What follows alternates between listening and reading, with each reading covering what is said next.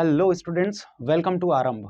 तो आज हम लोग पढ़ने वाले हैं बेटा केमिस्ट्री में जो सॉल्यूशंस के जो बेसिक कंसंट्रेशंस होते हैं उसको हम लोग आज यहाँ पर डील करने वाले हैं। तो चलिए बिना देरी किए करते हैं वीडियो को स्टार्ट।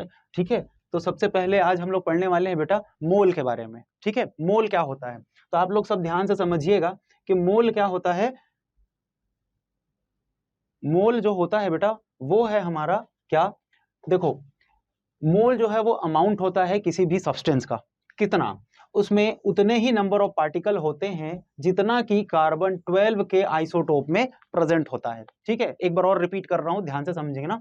मोल क्या होता है कि मोल जो होता है वो किसी भी सब्सटेंस का एक ऐसा अमाउंट होता है जिसमें उतने ही नंबर पार्टिकल होते हैं जितने कि कार्बन 12 के आइसोटोप में मौजूद होते हैं। और कितना नंबर ऑफ पार्टिकल होगा वो 6.022 इंटू 10 टू द पावर 23, जिसको आप एवोगैड्रो नंबर के नाम से भी जानते हैं।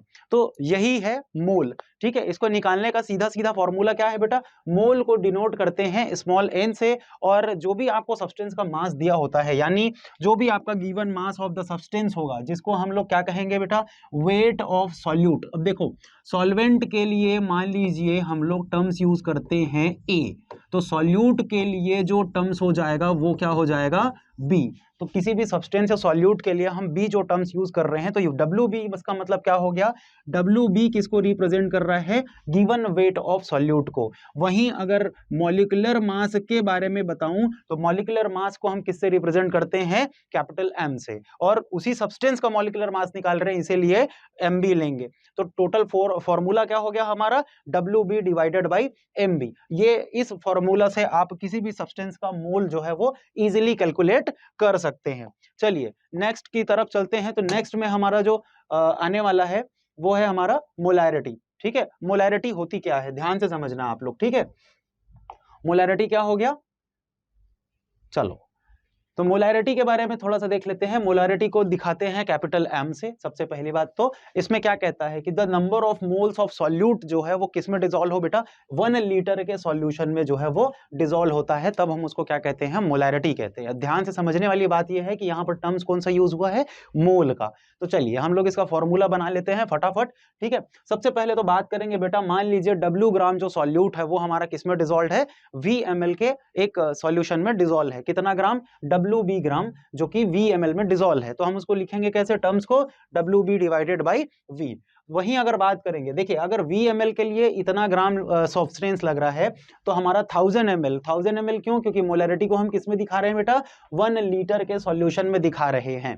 तो इसीलिए 1000 ml के लिए कितना हो जाएगा, तो जितना भी अमाउंट अभी डला हुआ है यानी WB divided by V into क्या कर देना है, सीधा आपको 1000 कर देना है। यस, अब ध्यान से समझिए कि यहां पर जो टर्म्स यूज हुआ है वो कौन सा हुआ है, मोल का टर्म्स यूज हुआ है। तो मोल के टर्म्स को हमको जो कि अब यहां पर हमने लिया कौन सा है, ग्राम की क्वांटिटी, टर्म्स में किसको कन्वर्ट करना है, इसको मोल में कन्वर्ट। तो मोल का जो फॉर्मूला होता है वो हमारा क्या होता है, देखिए ध्यान से, मोल में जो कन्वर्ट करने का फॉर्मूला है वो है given weight of solute divided by molecular mass of the solute. तो WB divided by MB is equal to क्या हो जाता है, मोल। तो हम ओवरऑल फॉर्मूला में क्या कर सकते हैं, इसको इस तरीके से लिख सकते हैं। देखिए WB, इसको मोल में कन्वर्ट करने के लिए इसको मॉलिक्यूलर मास से डिवाइड कर देंगे। हमारे पास ऑलरेडी फॉर्मूला में क्या है, मोल डिवाइडेड बाय V और इनटू क्या कर देना है, 1000। ठीक है, अब MB जो है वो क्या हो जाएगा, नीचे इनटू में आया। तो देखो हमारा ओवरऑल फॉर्मूला क्या बना बेटा, मोलैरिटी का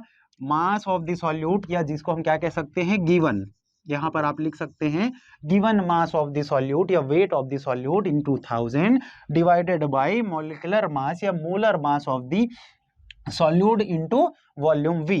ठीक है, तो ये है आपका ओवरऑल फॉर्मूला जो है डिनोटेशन में मोलैरिटी का। M इज इक्वल टू क्या हो जाएगा, WB into 1000 divided by MB into V। चलिए इसको और अच्छे से समझने के लिए इसका एक क्वेश्चन कर लेते हैं हम लोग। ठीक है,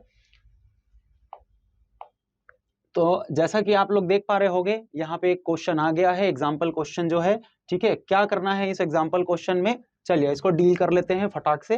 ठीक, क्या कह रहा है बेटा एग्जाम्पल क्वेश्चन हमारा, कैलकुलेट द मोलैरिटी। आपको मोलैरिटी कैलकुलेट करनी है, कब, किस सॉल्यूशन में कितना ग्राम 5 ग्राम क्या डाला हो, NaOH यानी सोडियम हाइड्रोक्साइड, और जो कि किसमें डिजोल्व है बेटा, 450 ml में डिजोल्व है।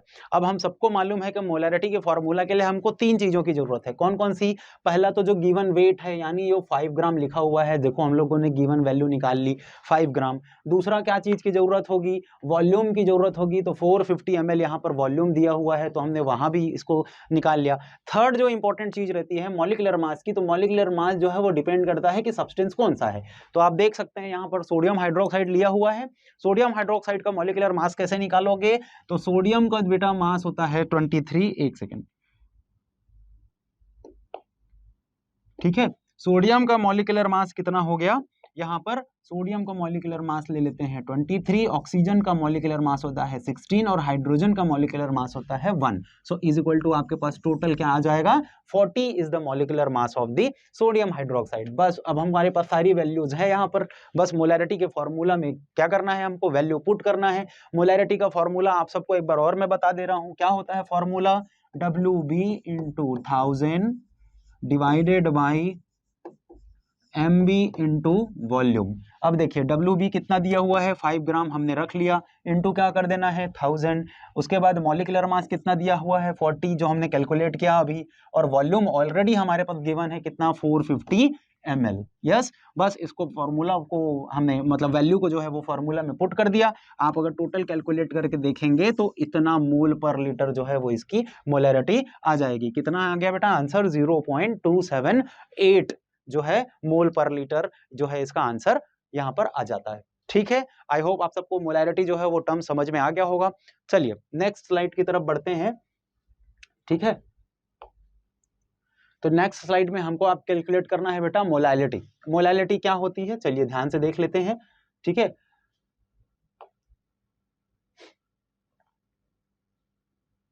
तो ये है हमारी मोलैलिटी। मोलैलिटी में जनरली हम बात करेंगे किसकी, मोलैलिटी को स्मॉल m से डिनोट करते हैं। सबसे पहली बात तो क्या कहता है molality, the number of moles of the solute. इसमें भी वही टर्म्स है, क्या, नंबर ऑफ मोल, यानी किसी भी सॉल्यूट के कितने नंबर ऑफ मोल्स जो कि क्या हो, डिसॉल्व्ड होंगे। लेकिन यहाँ पर बस याद रखना बेटा, यहाँ पर वॉल्यूम की जगह पर जो है हम सॉल्वेंट का वेट लेते हैं। तो देखिए कितना किलोग्राम आ गया, 1 किलोग्राम, जबकि मोलैरिटी में हमने किसकी बात करी थी, 1 लीटर की। यस, यहाँ पर हमको किस में देखना है, किलोग्राम में। ठीक है, इसका मतलब ये कौन सा सॉल्यूशन हो गया, एक तरह से कहें तो W/W यानी वेट बाय वेट तरह का सॉल्यूशन यहाँ पर हमको देखने को मिलेगा। चलिए कैसे इसका फॉर्मूला डिनोट करेंगे वो भी देख लेते हैं। मान लेते हैं थोड़ी देर के लिए कि WB ग्राम जो सॉल्यूट है वो किस में डिजोल्व है, WA में। अब क्योंकि वॉल्यूम नहीं ले रहे हैं बेटा, अब हमको सॉल्वेंट का क्या लेना है, देखिए सॉल्वेंट का क्या लेना है, मास लेना है, यानी गिवन वेट लेना है। तो इतने ग्राम में डिजोल्व है तो WA ग्राम में डिजोल्व है। तो हम लोग कैसे लिख लेंगे फॉर्मूला को, WB divided by WA for 1000 ग्राम। क्यों, क्योंकि हम 1 किलोग्राम को क्या कर रहे हैं बेटा, ग्राम में कन्वर्ट करेंगे। तो 1000 ग्राम सॉल्वेंट के लिए कितने सॉल्यूट लगेंगे, तो वो चीज देखने के लिए आप कैलकुलेट कर सकते हो, WB divided by WA into क्या कर देना है आपको 1000। मैं वापस से आता हूं, मोल में हमको कन्वर्ट करना है, क्योंकि देखिए यहाँ पर वापस से टर्म्स क्या लिखा हुआ है, मोल का टर्म्स लिखा हुआ है, और हमको इस गिवन वेट को मोल में कन्वर्ट करना है। तो मोल का फॉर्मूला आपके पास पहले से मौजूद है, यस और नो। तो मोल इज इक्वल टू कितना हो जाता है, given weight of solute that is WB divided by molecular mass जिसको हम लोग कहते हैं सॉल्यूट का, जो कि MB। तो हम लोग सीधा सीधा क्या कर सकते हैं बेटा, इस फॉर्मूला को WB डिवाइडेड बाई MB करके मोल में कन्वर्ट कर लेते हैं, इनटू क्या हो जाएगा 1000, और पूरे का डिवाइडेड बाई क्या हो जाएगा WA। सो इस तरीके से आप बेटा मोलैलिटी का जो है वो फॉर्मूला कैलकुलेट कर सकते हैं। मोलैलिटी का फॉर्मूला क्या कहता है, मास ऑफ द सॉल्यूट, देखिए WB जो कि लिखा हुआ है, इनटू क्या कर देना है 1000 divided by molar mass of the solute जो कि MB है, और मास ऑफ द सॉल्वेंट जो कि WA दिया हुआ है। तो ओवरऑल आपका मोलैलिटी का फॉर्मूला क्या निकल के आ गया बेटा प्यारे बच्चों, WB into 1000 divided by molecular mass यानी MB इंटू WA। ठीक है, आई होप सो आप सबको क्लियर हो गया। चलिए इसका एक क्वेश्चन कर लेते हैं हम लोग सब मिल करके। ठीक है, तो चलो ये हमारे पास क्वेश्चन लिखा हुआ है, आप लोग ध्यान से देखिए। ठीक है, ये हमारा क्वेश्चन आ गया। ठीक, अब यहाँ इस चीज को ध्यान से देखिए, क्या कह रहा है बेटा, 10 ग्राम यूरिया कितना ग्राम, 10 ग्राम यूरिया किसमें डिजोल्व है, 100 ग्राम सॉल्यूशन में डिजोल्व है। तो मोलैरिटी इसकी क्या, सॉरी मोलैलिटी इसकी क्या करनी है, कैलकुलेट करनी है कि सॉल्यूशन की मोलैलिटी कितनी हुई। अब इस चीज को ध्यान से देखिए बेटा, कितना है वापस से हम निकाल लेंगे जो जो चीज गिवन है। तो देखो W mass of mass of the solution कितना है, सबसे पहले तो ये चीज चेक करिए 100 ग्राम का, ये देखो दिया हुआ है मास ऑफ द सॉल्यूशन। यस, अब इसमें 10 ग्राम तो यूरिया है, यानी क्या WB जो है वो कितना आ गया, 10 ग्राम। अब टोटल जो सॉल्यूशन ही उसका वेट ही हमारे पास कितना है, 100 ग्राम का, जिसमें 10 ग्राम सॉल्यूट का वेट है। तो टोटल हमारा जो सॉल्वेंट का मास हो जाएगा वो कितना है, 90 ग्राम। यस, अब मॉलिक्यूलर मास हमको और निकालना है। मॉलिक्यूलर मास अगर यूरिया का निकालेंगे तो ये होगा यूरिया का फॉर्मूला NH2CO NH2। जब आप इसका ओवरऑल कैलकुलेशन करेंगे तो आपको कितना मॉलिक्यूलर मास निकल आया, 60 जो है वो इसका मॉलिक्यूलर मास मिल गया आपको। अब आप मोलैलिटी कैलकुलेट करिए। मोलैलिटी कैलकुलेट करेंगे तो जो जो चीजें जहां जहां हैं वापस से रख लीजिए। क्या होता है फॉर्मूला, WB इंटू क्या कर देना है 1000 डिवाइडेड बाई क्या करना है मॉलिक्यूलर मास इंटू क्या कर देना है WA। अब देखिए सारी वैल्यूज आपके पास है। WB की जगह हमने क्या रख दिया 10 ग्राम, ठीक है। फिर क्या कर देना है 1000, मॉलिक्यूलर मास कितना है आपका 60 ग्राम, और WA कितना दिया गया है बेटा आपका 90 ग्राम। यस, ये 90 ग्राम।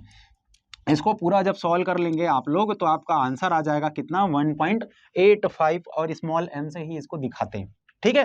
तो ये है बेटा मोलैलिटी कैलकुलेट करने का एकदम से आसान सा तरीका। ठीक, चलिए नेक्स्ट स्लाइड की तरफ चलते हैं, है ना। दूसरे वाले तीसरे टर्म्स में हम लोग आ जाते हैं। तो ये हमारा क्या होता है बेटा नॉर्मेलिटी। क्या हो गया, नॉर्मेलिटी, ठीक है। अब नॉर्मेलिटी क्या होती है, नॉर्मेलिटी जो है वो बहुत एक इंपॉर्टेंट फैक्टर है। आप लोगों को सबसे पहले मैं ये बता देता हूं, ठीक है। चलो नॉर्मेलिटी में अगर हम लोग देखें तो नॉर्मेलिटी को डिनोट करते हैं बेटा कैपिटल N से। अब ध्यान से समझना, यहां पर क्या चीजें, यहां पर थोड़ी सी टर्म्स आपको अलग देखने को मिलेगी।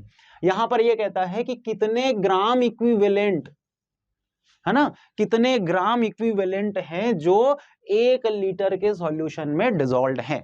पहले हमने मोलैरिटी देखी थी तो क्या बोला था कि नंबर ऑफ मोल जो है वो 1 लीटर में डिसॉल्व है। अब यहां पर क्या आ गया, ग्राम इक्विवेलेंट आ गया। चलिए कैसे कैलकुलेट करते हैं ग्राम इक्विवेलेंट, सारी चीजें हम आपको इस वीडियो में बताएंगे। चलिए इसको पहले हम फॉर्मूला में लेके आते हैं। मान लेते हैं थोड़ी देर के लिए कि WB ग्राम जो सॉल्यूट है, इतना ग्राम सॉल्यूट जो है वो हमारे VmL में डिसॉल्व है। तो हम क्या लिख देंगे बेटा WB डिवाइडेड बाई V। हमने पहले ही देखा था अभी मोलैरिटी में, पुल मोलैरिटी तक चलना है हमको लेकर के। उसके बाद क्या कर देंगे 1000 ml, क्योंकि देखो हमको 1 लीटर का सॉल्यूशन बनाना है वापस से। ये देखिए 1 लीटर का बनाना है तो हम क्या करेंगे 1000 ml का जो है वो सॉल्यूशन ले लेते हैं। यस, अब 1000 ml का जो सॉल्यूशन लेंगे तो उसके लिए कितने ग्राम की जरूरत पड़ेगी, तो हम क्या लिख देंगे WB divided by V into क्या कर देंगे 1000। यस, अब यहीं से हमारा क्या टर्म हुआ था याद रखो, मोलैरिटी का फॉर्मूला आया था। यस और नो, जब हम क्या करेंगे इसी को बेटा WB divided by MB into क्या कर देंगे 1000 और डिवाइडेड बाई क्या कर देंगे वॉल्यूम। तो ये आपका फॉर्मूला किसका है आपको पता होगा, ये आपका फॉर्मूला किसका है मोलैरिटी का। यस और नो, जो कि हमको मोल पहले से पता है, ठीक है। तो यहां पर से तो हम आ गए, यहां पर तो हम आ चुके हैं। अब ये देखिए मैंने अभी सॉरी ये नॉर्मेलिटी को हटाइए, यहां पर से देखिए यहां पर क्या क्या चीजें लिखी है। देखो गिवन वेट ऑफ सॉल्यूट जो कि हमारा क्या आ गया WB, यस, इनटू क्या कर देना है 1000 डिवाइडेड बाय मॉलिक्यूलर मास जो कि ये होता है, और वॉल्यूम जो कि ये होता है। अब यहीं पर ध्यान से समझने की बात ये है बेटा, हमारा अभी फॉर्मूला कितना आया WB into 1000 divided by MB into volume. अब ये आप सबको मालूम हो गया होगा कि ये फॉर्मूला किसका आ रहा है मोलैरिटी का, लेकिन यहां पर हमको नॉर्मेलिटी कैलकुलेट करनी है और उसके लिए क्या चाहिए हमको ग्राम इक्विवेलेंट चाहिए। अब ये कैसे आएगा भाई, तो इसके लिए हमको क्या करना पड़ता है बेटा, यहां पर जो मॉलिक्यूलर मास लिखा हुआ है उसको हम लोग किससे डिवाइड कर देंगे n फैक्टर से। अब ये n फैक्टर क्या होता है तो चलो मैं बताता हूं आप लोगों को, ठीक है। Equivalent weight is equal to कितना होता है MB divided by n factor. तो MB डिवाइडेड बाई, नहीं मॉलिक्यूलर मास को n फैक्टर से अगर हम डिवाइड कर देते हैं तो हमारा ओवरऑल क्या आ जाता है इक्विवेलेंट वेट आ जाता है। तो हम इस MB डिवाइडेड बाई n की जगह पर डायरेक्ट क्या लिख सकते हैं बेटा इक्विवेलेंट वेट लिख सकते हैं। यस और नो, तो हमारा ओवरऑल नॉर्मेलिटी का जो फॉर्मूला आ गया वो कितना आया WB into 1000 divided by equivalent weight into volume. अब हम लोग आपको ये सबसे पहले बता देते हैं कि ये इक्विवेलेंट वेट निकालते कैसे हैं, क्या होता है n फैक्टर। यस और नो, तो चलिए स्लाइड की तरफ बढ़ते हैं नए, ठीक है। अब ये देखिए आपके पास एक स्लाइड आ गई, ठीक है, जिसमें हमने क्या देखा कि इक्विवेलेंट वेट हमको कैसे कैलकुलेट करना है। एक सेकेंड, ठीक। तो इक्विवेलेंट वेट हमको कैसे कैलकुलेट करना है, चलिए ये मैं आप लोगों को अभी यहाँ पे पूरा करके बताऊंगा, ठीक है, कैसे कैसे विथ एग्जांपल बताऊंगा। चलो, तो इक्विवेलेंट वेट सबसे पहले अगर हमको कन्वर्ट करना है बेटा, तो सबसे पहले तो हमारे पास ध्यान दो कि 3 चीजें होती है। कौन कौन सी चीजें पहली होंगी? पहला तो हो जाता है हमारे पास एसिड। अब एसिड क्या होता है? आर्हीनियस ने जो डेफिनेशन दिया है उसके अकॉर्डिंग एसिड कोई कौन सा सब्सटेंस एसिड होगा? Acid is the substance which gives hydrogen ion, यानी H+ आयन। तो कोई भी एसिडिक अगर सब्सटेंस ले लेते हैं तो हम इसका क्या करेंगे, वो एसिड का सबसे पहले क्या निकाल लेंगे, मॉलिक्यूलर मास निकालेंगे, और साथ ही साथ इसके लिए एन फैक्टर क्या हो जाएगा, तो वो कितना H+ आयन रिलीज कर सकता है। तो हम यहां लिख लेंगे बेटा रिलीज्ड H+ आयन, या हम यहां पर ये भी लिख सकते हैं number of H+ ion released.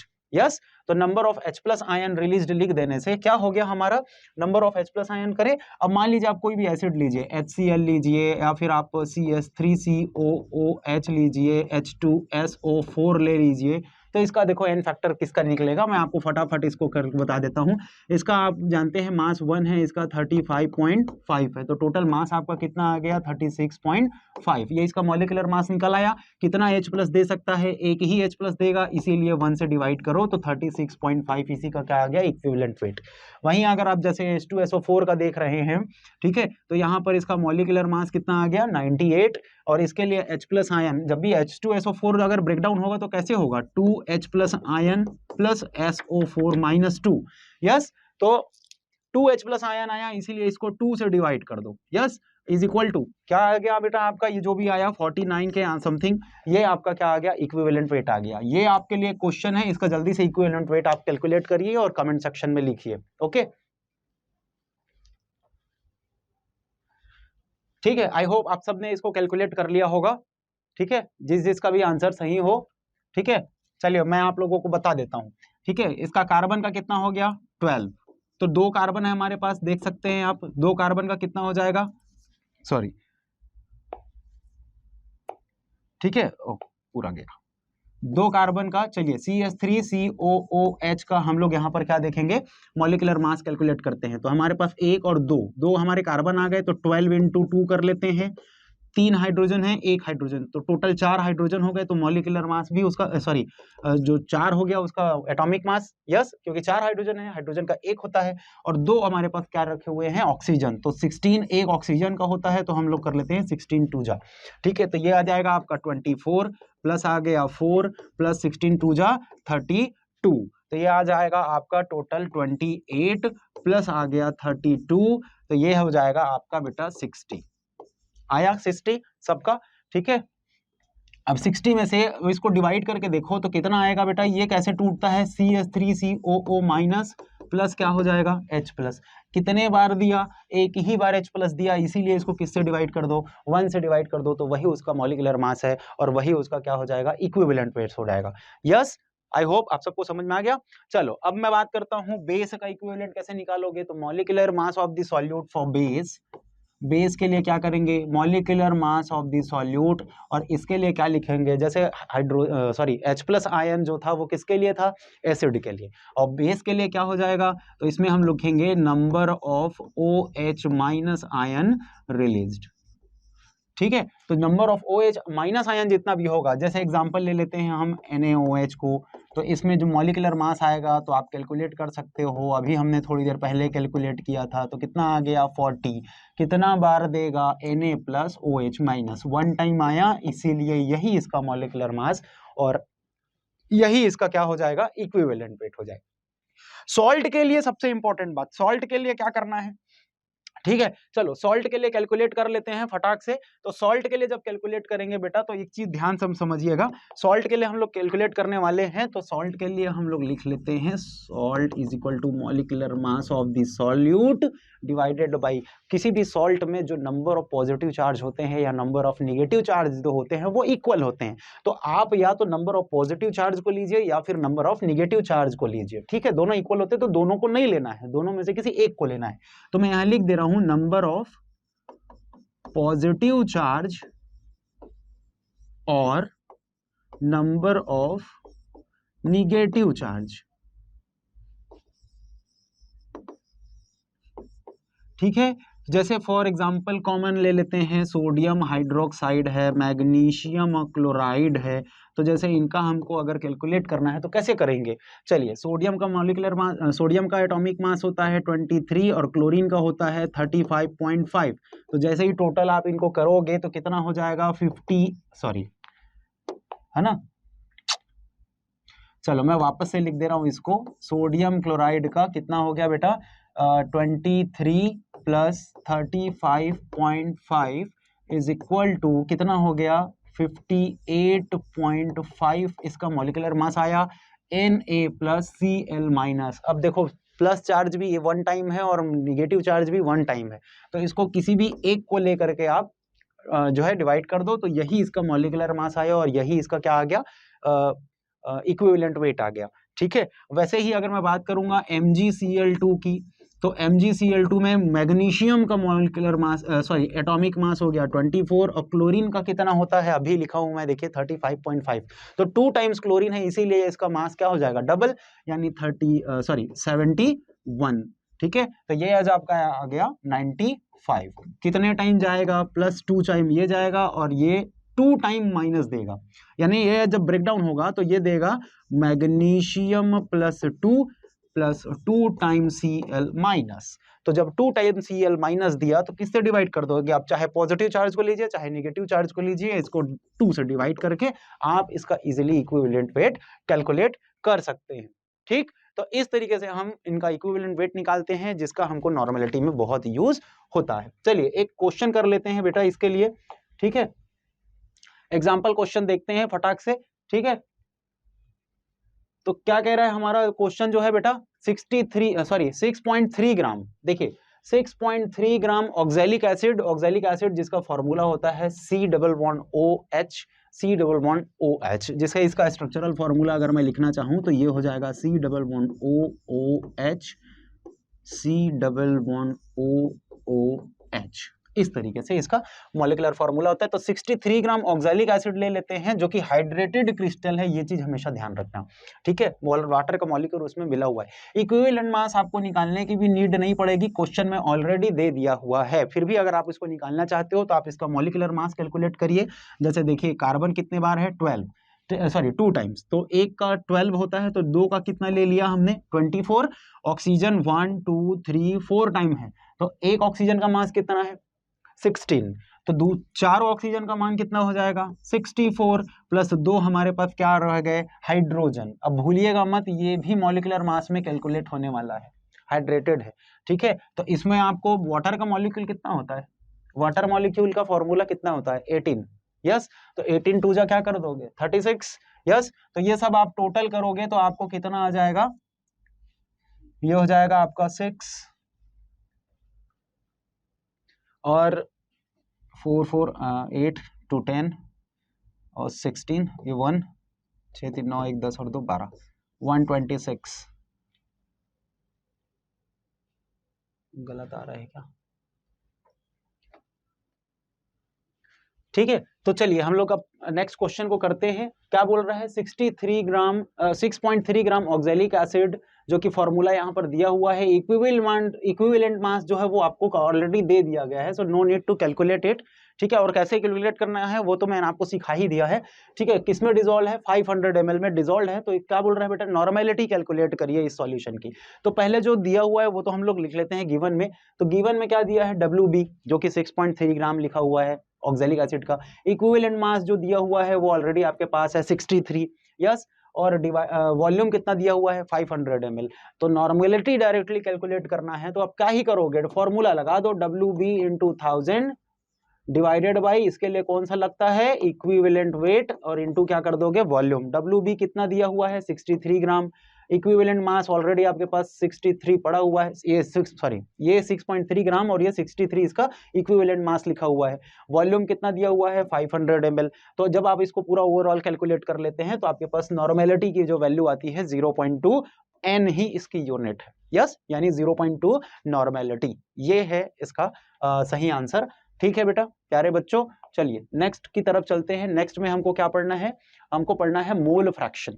अब ध्यान से देखिए ये मोल फ्रैक्शन क्या होता है, ये बहुत इंपॉर्टेंट टर्म है। ठीक है, तो मोल फ्रैक्शन के लिए हम बात करते हैं। ठीक है, मोल फ्रैक्शन जो क्या कहता है, देखिए एक तरह का क्या है, वो रेशियो है। किसके किसके बीच में रेशियो है, जो डिफिनेशन में लिखा है वही फॉर्मूला में भी आपको मिलेगा। देखिए द रेशियो बिटवीन किसके किसके बीच में है, number of mole of solute, ठीक है, या फिर number of moles of solvent. ठीक है, number of mole of solute या फिर number of mole of solvent.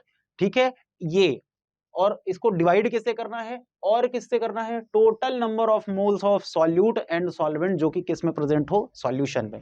कहने का मतलब है जो मोल फ्रैक्शन हम कैलकुलेट करते हैं तो इसमें हम या तो केवल सॉल्यूट के नंबर ऑफ मोल को लेंगे एक बार में, या तो फिर सॉल्वेंट के मोल लेंगे। ठीक है, और उसको डिवाइड करना है टोटल जो सॉल्यूशन में जो पूरा नंबर ऑफ मोल प्रेजेंट है उससे, उन्हीं के बीच के रेशियो को हम मोल फ्रैक्शन कहते हैं। तो हमने यहाँ पर फॉर्मूला बना लिया, number of mole of solvent जो कि Na है, और number of mole of solute जो कि Nb होगा, क्योंकि मोल को, नंबर ऑफ मोल को Na और Nb से डिनोट करेंगे, और टोटल नंबर ऑफ मोल जो होगा वो क्या हो जाएगा बेटा, इसमें सॉल्यूट और सॉल्वेंट दोनों है तो दोनों के नंबर ऑफ मोल प्रेजेंट रहेंगे, यानी Na प्लस Nb। तो ओवरऑल हमारा फॉर्मूला क्या आया, मोल फ्रैक्शन को जनरली x से डिनोट करते हैं। ठीक है, जैसे कि मैंने ऊपर में यहाँ पे लिखा हुआ है। ठीक है, तो mole fraction is equal to क्या हो गया, number of mole of solvent, या फिर हम किसको लेंगे, number of mole of solute, divided by क्या कर देंगे, number of mole of solvent plus number of mole of solute. चलिए ये क्या होगा, कैसे होगा, मैं आगे आपको बताता हूँ। ठीक है, एक क्वेश्चन कर लेते हैं इसके लिए एग्जाम्पल। ठीक है, एक एग्जाम्पल क्वेश्चन करते हैं फटाक से। देखो ये एग्जाम्पल है इसका, तो हम कैसे कैलकुलेट करेंगे, देखो आइए चलते हैं।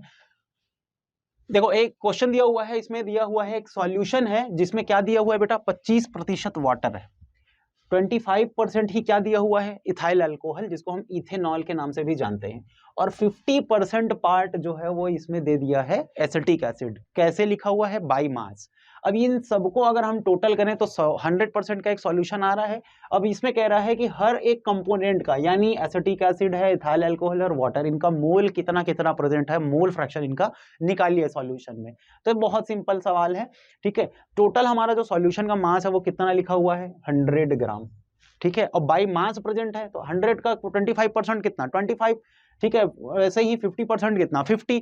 तो देखो वाटर अगर 25% प्रेजेंट है तो इसका मतलब 25 ग्राम वाटर डला हुआ है बाई मास। इथाइल अल्कोहल भी 25% आ जाएगा, यानी 25 ग्राम, और 50% एसिटिक एसिड है यानी 50 ग्राम। आप तीनों को टोटल करिए, 100 ग्राम का सॉल्यूशन निकल के आ जाएगा, यस और नो। अब इनके सबसे पहले तो हमको क्या कैलकुलेट करना है बेटा, मोल फ्रैक्शन में क्या जरूरी है, नंबर ऑफ मोल्स। तो इन सबके नंबर ऑफ मोल्स कैलकुलेट करते हैं। वाटर का नंबर ऑफ मोल कितना होगा, तो 25 उसका गिवन वेट है। मोल का फॉर्मूला आप सबको याद है कि नहीं है, मोल का फॉर्मूला क्या कहता है, मोल जो होता है वो होता है given weight divided by molecular mass, yes और नो। तो 25 डिवाइडेड बाय क्या करोगे, वाटर का मॉलिक्यूलर मास कितना आएगा, 18, यस। तो 25 डिवाइडेड बाय 18, तो ये उसका नंबर ऑफ मोल निकल के आ गया 388 मोल। वैसे ही मोल ऑफ एसिटिक एसिड निकाल लेते हैं। ठीक है, तो मोल ऑफ एसिटिक एसिड कितना है, 50% दिया है, यानी 50 ग्राम, और एसिटिक एसिड का जो मॉलिक्यूलर मास होता है वो होता है 60। तो 50 divided by 60 is equal to आ गया 0.833 मोल। बचा कौन सा, इथाइल अल्कोहल। चलिए, तो यहाँ पर हमने इथाइल अल्कोहल का भी कैलकुलेट करके रखा हुआ है, आप देख सकते हैं। ये हो गया हमारा इथाइल अल्कोहल। तो इथाइल अल्कोहल में क्या देखेंगे, इथाइल अल्कोहल जिसका फॉर्मूला है C2H5OH, कितना ग्राम प्रेजेंट है बोल रहा है, पहले तो 25 ग्राम इथाइल अल्कोहल प्रेजेंट है, यस। इसका मॉलिक्यूलर मास हो जाता है 46, तो आप इसका मोल निकालोगे तो आ गया 0.543 मोल। अब हमको देखो ईच कंपोनेंट के मोल्स तो निकल गए, अब हमको सॉल्यूशन में टोटल कितने नंबर ऑफ मोल होंगे, तो बेटा इन तीनों को मिला करके ही सॉल्यूशन बनाया है, तो फिर इसके मोल और इसके नंबर ऑफ मोल्स को हम आपस में क्या करेंगे, प्लस करेंगे। तो जो टोटल नंबर ऑफ मोल्स जो सॉल्यूशन में हमको देखने को मिलेगा वो कितना मिलेगा, तो हम लोग इसको टोटल कर लेते हैं बेटा। क्या क्या वैल्यू आई थी, 1.388, यस फॉर वाटर, 0.543, ये देखो जो कि किसका आ गया, इथाइल अल्कोहल का, और एसिटिक एसिड का कितना आ गया, 0.833। तो टोटल हमारे पास जो वैल्यू आ गई वो कितनी आ गई बेटा, 2.764 मोल, जो कि किस में प्रेजेंट है, सॉल्यूशन में। अब हमको एक चीज ध्यान दो, हमको इन कंपोनेंट्स के नंबर ऑफ मोल्स मिल गए और सॉल्यूशन में जो प्रेजेंट टोटल नंबर ऑफ मोल था वो भी मिल गया। तो अब हमको क्या करना है, अब हमको सीधे ईच कंपोनेंट के क्या कर देने हैं, मोल फ्रैक्शन कैलकुलेट कर देने हैं। कैसे कैलकुलेट करेंगे प्यारे बच्चों, चलिए इसको थोड़ा सा देख लेते हैं। तो हम इस तरीके से कुछ इसको क्या करेंगे, कैलकुलेट करेंगे। चलो ये देखिए, मोल फ्रैक्शन ऑफ क्या निकालना है, वाटर निकालना है। वाटर का नंबर ऑफ मोल कितना आया था, आई होप आप सबने नोट किया होगा। तो ये होता 1.388 और टोटल सॉल्यूशन का नंबर ऑफ मोल कितना आया था।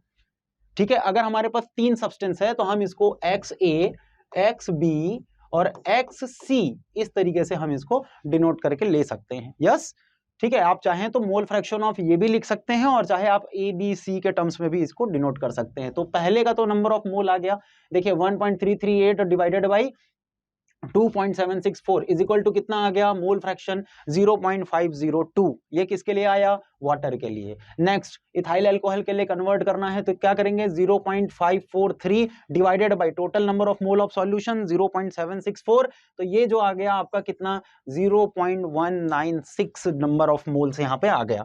Mole fraction of acetic acid निकालेंगे तो एसिटिक एसिड का नंबर ऑफ मोल कितना आया था, 0.833।